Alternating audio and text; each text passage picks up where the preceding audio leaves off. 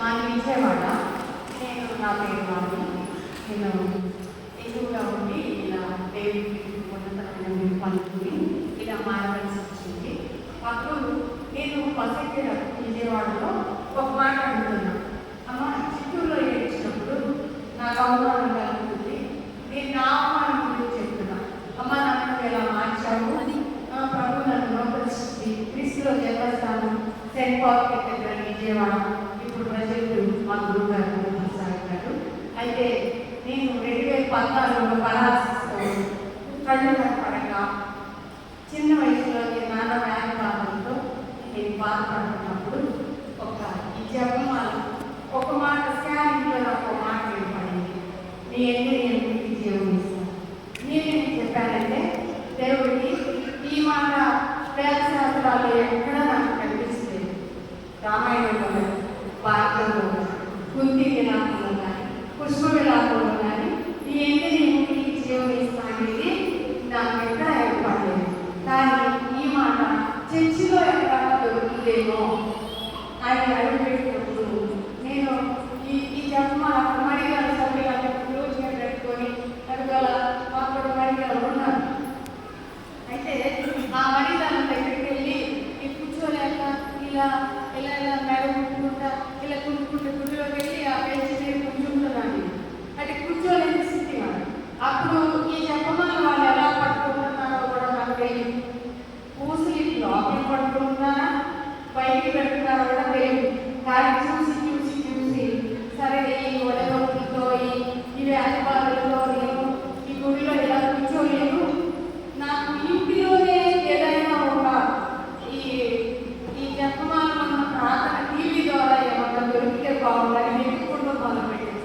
ఎన్ని ఛానల్ ఉన్నాయి కానీ దివ్యవాణి ఛానల్ అనేది లేదు. కానీ నేను అక్కడికి వెళ్ళి చాలా డబ్బులు ఉన్నాయి, చాలా ఫండ్స్ వస్తాయి అంటారు. మరి ఏం ఒక ఛానల్ ఎందుకు లేదు? అయితే నాకు కావాలి. ఎందుకంటే ఆ మాట ఎక్కడ ఉందో మేము బయటకు వెళ్ళి తెలుసుకోలేము. కాబట్టి నేను ఇంటిలోనే దేవుడు తెలుసుకుంటా నాకు ఒక ఛానల్ కావాలని ప్రార్థన చేస్తున్నాను. మేము వెళ్తున్నప్పుడు గుడిలో ఫాదర్ స్టీఫెన్ గారు ఉండేవాడు, సెయింట్ పాల్ కేథడ్రల్. ఆయన చెప్తున్నారు, నాకు ఒక దివ్యవాణి ఛానల్ వస్తుంది, మీరు ప్రార్థన చేయండి. దాన్ని ఎవరో ఆపుతున్నారు. నేను చాలా ఆశ్చర్యపోయాను. నిన్ననే కదా నేను అడిగాను, ప్రార్థన చేసుకోవాలి. ఈ శబ్దాలు చెబుతారు విమానం చాలా దగ్గర పెట్టేసుకొని పడుకుని మా పరంపర వచ్చినప్పుడు ఆ డేసి లేవలేని స్థితిలో పడుకున్నప్పుడు జపదాన్ని చెప్పి చెప్పి చెప్పి చెప్పి మరింత ఏం చెప్తారంటే ఇక సత్యం వేసుకొని కొలుస్తారు. దేవుని స్తోత్రం. హల్లెలూయా.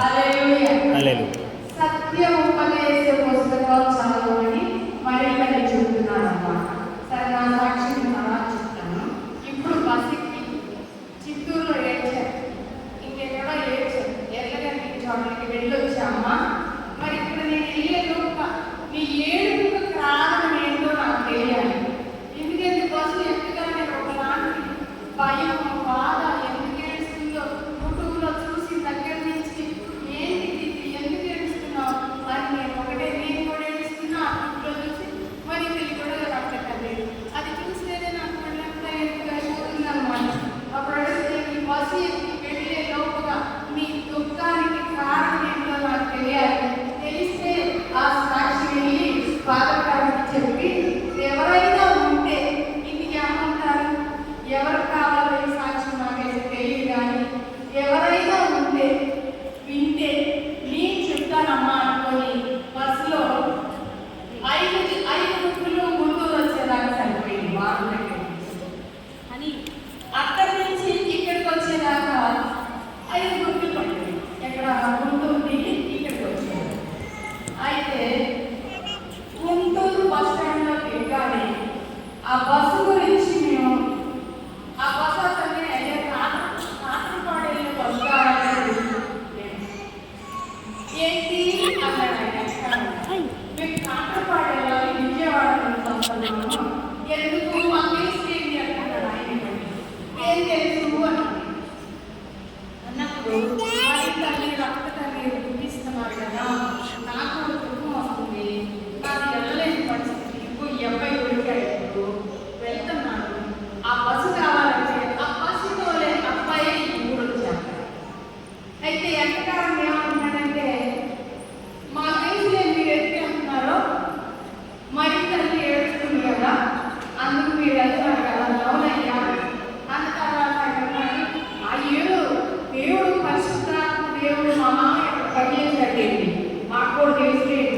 మీరందరూ వెళ్తున్నారు ఏంటి అని చెప్పాడు. అవునైనా వెళ్తున్నాము, దేవుడి తల్లి కదా వెళ్తున్నాము అయినా అని చెప్పన్నాక వెళ్తాక ఆమె ఏదో వాడుకున్నాడండి. పరిశుద్ధాత్మ దేవుడు భూమి మీదకి రావడానికి ఆమె వాడుకున్నాడు అంతే. మీరెందుకు దాన్ని నువ్వు ఏం చేస్తారు అనేసాడు. నేను తీసేసి మరి నేను కనిపించాలి కదా ఇంటికి. అయ్యా నాకు రామాయణం తెలుసు, భగవద్గీత తెలుసులో చెప్పి నేను చెప్తాను, నాకు అన్నీ తెలుసు, అట్నుంచే ఇంటికి వచ్చి. అయితే మీ అమ్మ ఇప్పుడు నువ్వు డ్యూటీకి ఇంటికి వెళ్ళేలోపు ఇంట్లో కూర్చొని రోజు ఏడుస్తూ ఉంటుంది. నువ్వు అమ్మ ఎందుకు ఏడుస్తున్నావు అని అడగా మీ అమ్మని, వదిలేస్తావా అడగవా? నా అమ్మ ఏడుస్తా అడగవా? నీ అమ్మ ఏడుస్తా అడగవా? మరి నువ్వు వెళ్ళగానే డ్యూటీకి వెళ్ళగానే మీ అమ్మ ఇంట్లో నటింట్లో కూర్చొని ఎందుకు ఏడుస్తుందో తెలియదు. నువ్వు వెళ్ళి అమ్మ నువ్వు ఎందుకు ఏడుస్తున్నామా, నేను కారణమా, తమ్ముడు కారణమా, మా నాన్న కారణమా, అక్క చెల్లెలు కారణమా ఏంటని నువ్వు అడగవా? అడిగి బాధ దేవుని తల్లి ప్రభు అనుగ్రహ పరిపూర్ణాలని శుభమో నీ తల్లి గర్భాన ఇమ్మానుయేలు ప్రభు కొడతాడు కనుక నా తల్లి ఏమంటే నీ చిత్తం నెరవేరు కాక అంతే. అంతే నీకు మారు మాట్లాడా మహాతల్లి. ఇప్పుడు ఆమె ఏడుపు కారణం ఏంటంటే ఆ వాడుకున్నాడంటే మీరెందుకు ఎత్తేస్తున్నారనేది ఎంతమంది తెలుస్తున్నారు ఇదే మాట. నువ్వు అన్న మాటకి ఆమె తొక్కుపడిందయ్యా. ఇప్పుడు నేను బస్సు ఎక్కగానే ఇంట్లో నేను వెళ్ళే రోజు నాకు కారణం తెలియాలమ్మా. పాదలకి సొచ్చుమా అసూచిమా అంటున్నప్పుడు సొచ్చుమా అని కొంతమంది ఎవరికి తెలియని రహస్యం ఏంటంటే ఫ్యామిలీస్ కూడా నాకు గౌరవించలేకపోవడం, ఆమె పెట్టి ఇంకొక చోటకి వెళ్ళడం. ఇప్పుడు నేను సత్యోపదేశ పుస్తకం చదవమని చెప్పిన తల్లి ఆ సత్యోపదేశ పుస్తకంలో ఏముంటుందో తెలుసుకోవడం తర్వాత ఇంకొక స్వామి ఏమంటుందంటే నువ్వు ఇంకా బైబుల్ చదివి ఆ ఇంటి చేరుకోవాలి, నువ్వు ఇంకా బైబుల్ చదివి ఆ ఇంటి చేరుకోవాలి. ఎవరు చెప్పారు? సత్యోపదేశ పుస్తకం చదవమ్మా. సత్యోపదేశ పుస్తకం ఎక్కడ గుడిలో ఎక్కడ మహానగరంలో కాదమ్మా, మా ఇంట్లో రోగగ్రస్తురాలుగా పడి ఉన్నప్పుడు నేను విన్న ఆ తల్లి స్వరం ఇవే ఏడు. అందుకే నేను వస్తూ ఏం ప్రార్థన చేశానంటే నిన్న మాటల్లో ఈ శ్వాస ప్రార్థనలో కూడా బహిరంగంగా ఏం చేశానంటే అమ్మా హృదయానికి గాయం తగిలితే వచ్చేది కన్నీరు, దేహానికి హృదయానికి కూడా గాయం తగిలితే వచ్చేది కన్నీరు, రక్త కన్నీరు.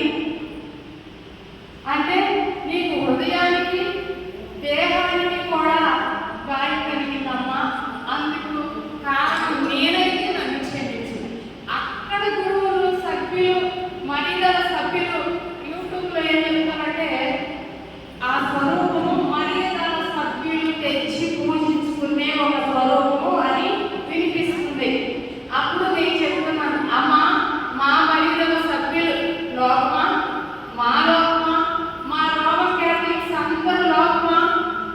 అయితే మమ్మల్ని సర్వ రోమన్ క్యాథలిక్ సంఘాలందరినీ కూడా క్షమించి నీరంతగా నీరు ఆపితే నేను సంతోషిస్తానమ్మా.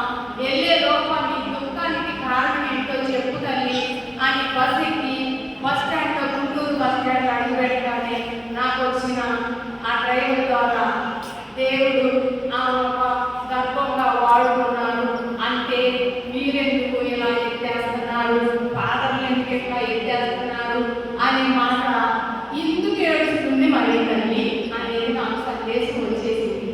ఏమడిగానమ్మా వచ్చేటప్పుడు వెళ్ళేలోగా నాకు మీ రక్త కన్నీరికి కారణం ఏంటో నాకు తెలియాలి తల్లి. హృదయానికి గాయం తగిలితే వచ్చేది కన్నీరు, దేహానికి హృదయానికి కూడా పగిలిపోతే వచ్చేది రక్త కన్నీరు కదా తల్లి.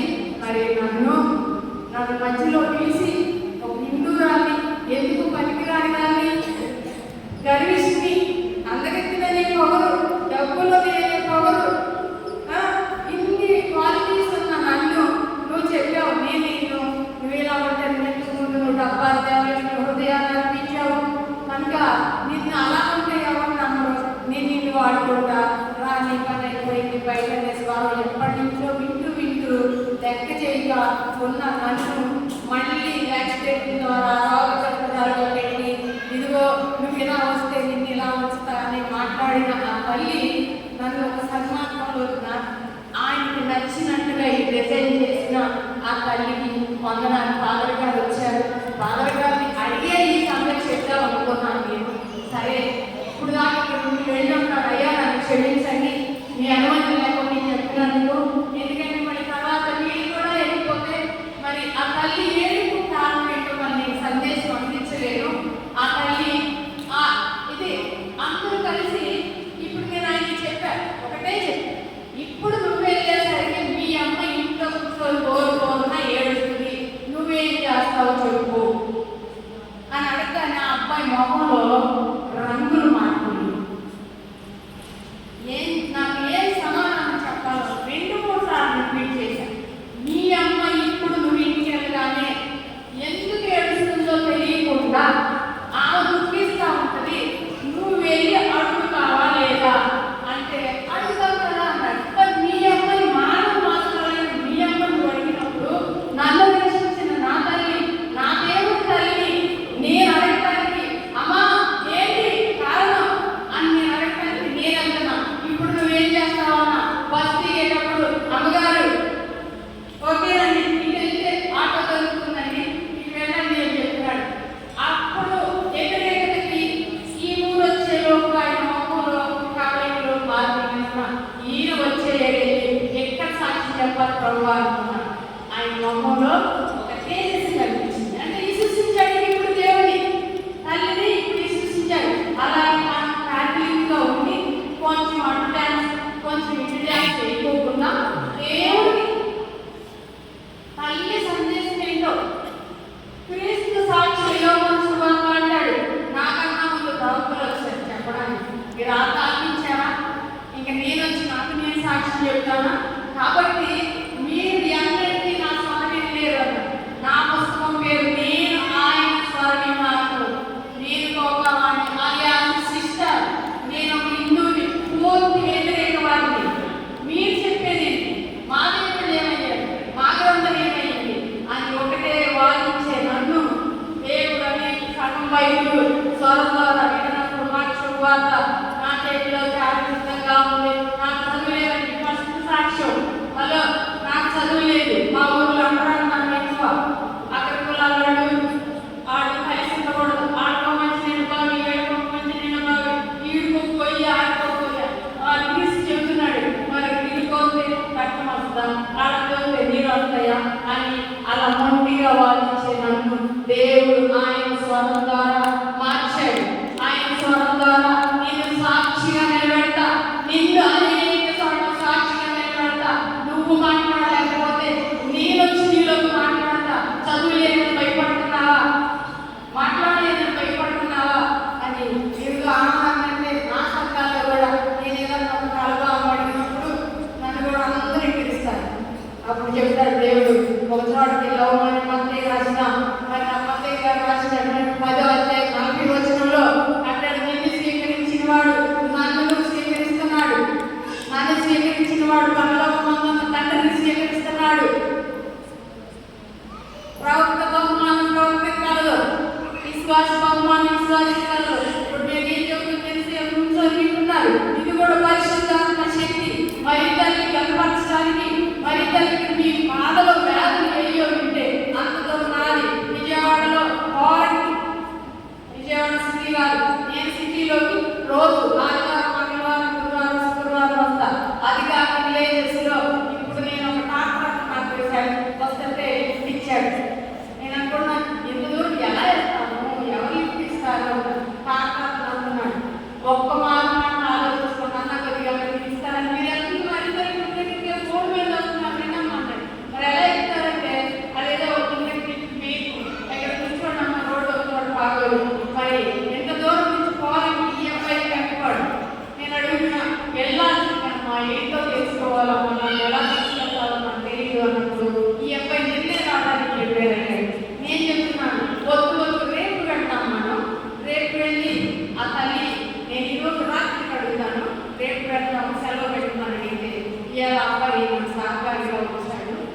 వెరీ బారింగ్ అన్నాడు. నాడిపోయింది ఈ అబ్బాయి వచ్చి కనిపాడు. అంటే నాకన్నా 5 కిలోమీటర్లు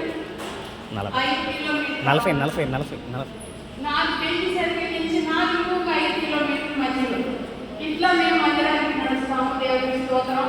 తల్లి ఏడుపు రక్త కన్నీరు కారణం ఏంటంటే ఆమె నాకు చెప్పింది ఆమె కేరళ చేయడం, ఆ ముందుగానే పరదైవాన్ని పూజించడం, ఆమె ఏం చెప్తుందో వినకపోవడం, ఇక్కడ వద్దంతో అక్కడ వద్దంతో వేయటం ఆ తల్లికి బాధ కలిగింది. ఆయన అంటాడు ఊరికి నేను వాడుకున్నాడు దేవుడు.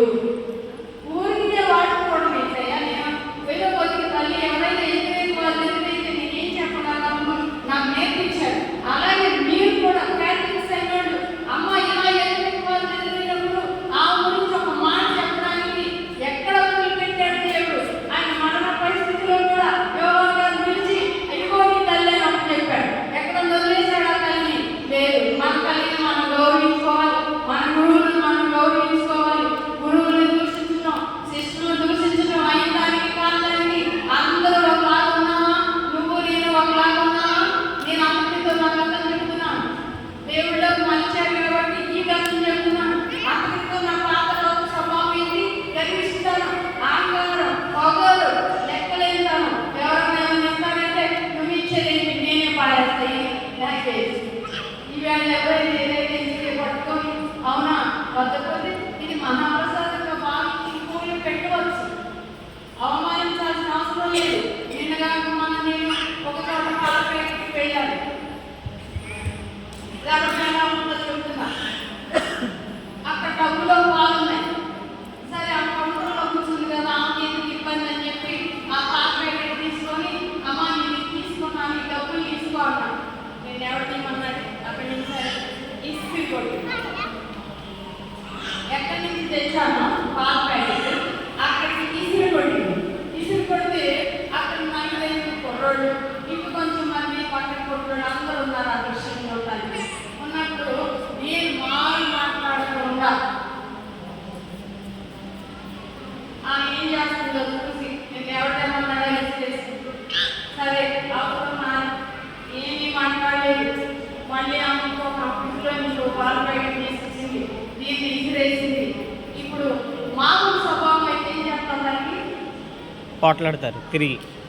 అమ్మ ఆడవాడు కదా మీరు.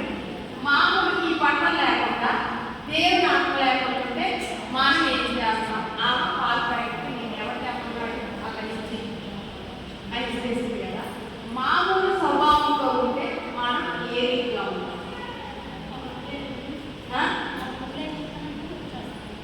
కదా మళ్ళీ నువ్వెంత నీ బతికెళ్తా పాదం కొట్టాల్సి వచ్చాను. 7 రూపాయలు ఇస్తే నువ్వు అమ్ముకుంటావు. నీకేంటి ఎన్నుకోవాలని చెప్పి మనం ఎదుగుతాగా.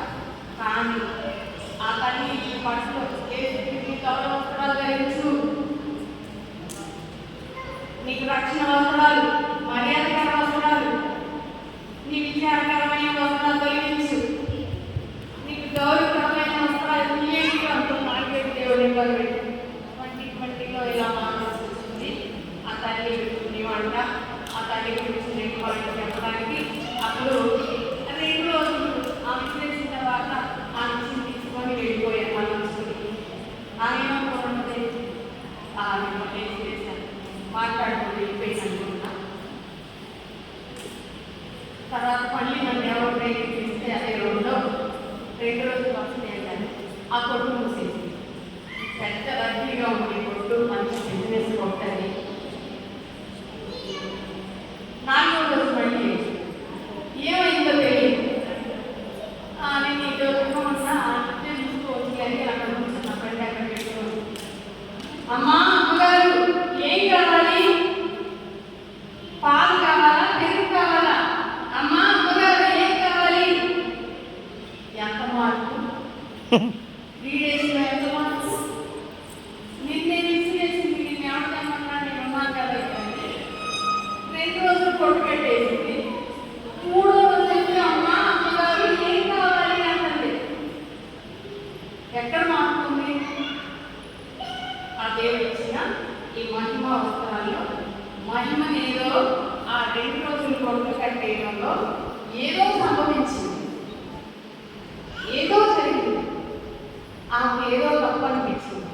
అదే నేను ఆ రోజు పోరాడుంటే ఆడుతుంటే నేనేమి అనలేదు. ఎందుకంటే దేవుడు ఉన్నాడు. మాట్లాడితే ఏమంటారని వీళ్ళు క్రైస్తవులండి, వీళ్ళు ఇంతేనండి, అక్కడ ఒకలాగా ఉంటారు, బయట ఒకలాగా ఉంటారని మేమే తప్పని. అలాగే నేను కూడా మా అమ్మలాగా అయా బ్రదర్లాగా ఏదైనా వ్యతిరేక వాళ్ళు ఎదురైనప్పుడు, ఇలా ఏడుపు కారణమైనప్పుడు, తల్లి ముఖ్యిస్తున్నప్పుడు మనం గొప్ప మాట చెప్పడానికి నన్ను ఏం చేయమంటాం ప్రభా, ఎందుకు నాకు గుర్తున్నట్లేదు, మళ్ళీ చెప్పడానికి నాకు గుర్తున్నట్లేదు. ఒక్క మొక్క గుర్తుండి వ్యతిరేక వాళ్ళు వచ్చినప్పుడు మాట్లాడటానికి నాకు ఒక మాట ఆ సమయానికి నాకెక్కడ కదా నువ్వు మాట్లాడలేకపోతే నేను నీలోకి వస్తాను మాట్లాడతానని. అట్లాగే మీరు కూడా అడగండి. నాకు బస్సులు దిగగానే నాకు రీజన్ కావాలమ్మా, నాకు రీజన్ వచ్చేసి డ్రైవర్ గారు ఆయనే చెప్పాడు, మీరు అడగండి, మీ అమ్మ ఏడుస్తారు ఏం చేస్తారు అలా మిక్కేసుకుని అడుగుతానమ్మా. మీ అమ్మనే అడిగినప్పుడు దేవుడి తల్లిని అడగొద్దా?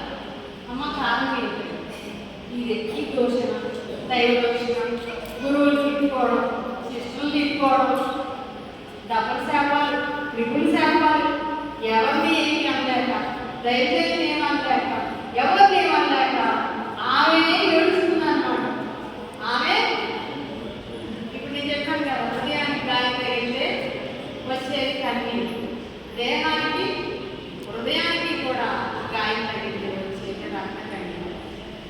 కాబట్టి దానికి మనం కారణమా, నేను కారణమా, నా పిల్లలు కారణమా, నా భర్త కారణమా, లేకపోతే నా మాటలు కారణమా, నా చూపులు కారణమా అని మనం అంతలో పౌరులు లేక 13:5 చెప్పిన విధంగా నిన్ను పరిశీలించుకోవాలి మాట మన రోజు ఎదురుపట్టి ఈ రోజు నేనైతే అలా అడుగుతా, అయ్యా నేను ఈ రోజు నిన్న ఎలా ఉన్నాను, బయటికి ఇరుకోరు పలుకులు కాబట్టి ఇరుకోరు ఎలా ఉన్నాను, సంఘంలో ఎలా ఉన్నాను, నా మాటలు ఎవరైనా బాగా పెట్టియా అని అడిగితే ఆ దగ్గరికి వచ్చినప్పుడు మనం అలా ఈ యొక్క సందేశం మరీ తెలుగులో ఈ రక్తంగా మీరు పెట్టి మీ తల్లి దగ్గర ఎంతసేపు మాట్లాడుకునే అవకాశం కలిగిస్తున్నారు ఆ పరిశుద్ధ ఆత్మదేవుడికి. ఇప్పుడు అమ్మ మరీ తల్లికి వందనాలు. మీ విచారణ గురువు గారి గురించి మీకేమైనా పనులు కాకపోతే, మీకేమైనా ఉద్యోగాలు ఆగకపోతే ముందు గురువులు కన్యాశ్రీ గురించి ఒక్క చెప్పాలని చెప్పండి. లేదంటే మిమ్మల్ని జ్ఞానస్థానం ఇచ్చిన గురువు, ఆ జ్ఞానాన్ని జ్ఞానస్థానం ఇచ్చిన గురువు ఆడవిలై కాదు, ముందు ఎక్కడ తొలగిపోకుండా నువ్వు చస్తే వచ్చి ప్రార్థన చేయాలి. నీ పెళ్ళైతే అది వచ్చి గురువులు కావాలి. మరి ప్రతిదానికి నువ్వు ఇంటికంటే దేవుడి నీకు ఇస్తే దానికి పాట కావాలి, ఇంటికి కాదు కావాలి. కానీ ఆ గురించి మనం ఒక చిన్న ప్రార్థన చేయవలసింది ఏంటంటే మనకి ఏదైనా ఆగిపోయినప్పుడు ఉద్యోగంలో కానీ, ఇంట్లో ఆర్థిక సమస్యలు కానీ, భక్తి నేర్పు కానీ, బిడ్డల మాట వినకపోవడం కానీ చేసినప్పుడు విశ్వాసక్రమంలో 18 రహస్యాలు ఉంటాయి. అవి చెప్పుకుంటూ గురువుల గురించి, కన్యాశ్రీ గురించి, మనం ఎక్కడ విచారణలో ఉన్నామో ఆ విచారణ గురువు ఒక్కొక్కరు అమ్మో ఆయన పక్కన లేదండి నేను ఎంత అందుకే చెప్తాను, లేదు మరి ఇంకోసారి చెప్పాను మమ్మ నాకు జన్మసినప్పుడు ఆయన పక్కన లేదండి నేను అందుకే వెళ్ళలేదు ఏంటి మీ జన్మకి గురుగారు పక్కగా మా గురుగారు జన్మ చెప్పాను వాటించాలని ఓ పండో కాలంలో అమ్మ పెట్టావా పుణ్యకాండని అలా ఆడమని మనం అడగటం కాదని సహోదరులాగా మనం ఆడని కట్టి పెట్టలాగా కనిపెట్టుకొని ఉంటే అది అలా ఏడకుండా ఉంటుంది తల్లి. కన్నీళ్ళు కాదు, రక్త కన్నీళ్ళు రాకుండా ఉంటాయి. అది మరి ఎంతమందికి మనకి పుణ్యమా పాపమా అనేది సద్వినియోగంలో ఉన్నాం కాబట్టి దాన్ని సద్వినియోగం చేసుకోవడానికి మనం ప్రయత్నిద్దాం. నిజంగా సాక్షి మీకు వందనాలు. అదేలాగా ఈ విచారణ గురువు గారి గురించి మనం ఒక జపం చెప్తాం, ఒక పరలోక జపం, మంగళవారం జపం. మరి అది కారణం ఏంటంటే నాకు చెప్పారు దైవ దోషం. దాని గురించి మనం ఒక పరలోక జపం, మంగళవారం జపం. మళ్ళీ మనం లేవగానే పొద్దున్నే మన ఇంట్లో ఎంతమంది వీళ్ళు ఎవరికైనా చెప్పాలి చెప్పుకుంటారో తెలియదు. కానీ మనల్ని ఆధ్యాత్మికంగా నడిపించిన గురువుల గురించి మన సంఘం గురించి కంపల్సరిగా చేయాలి. అప్పుడు మనకున్న సమస్యలు తొలగిపోతాయి. ఇది నేను నా సొంత అనుభవంగా చెప్తున్నాను. కాబట్టి ఇదే మీ అందరికీ మరి తల్లి పాఠాలు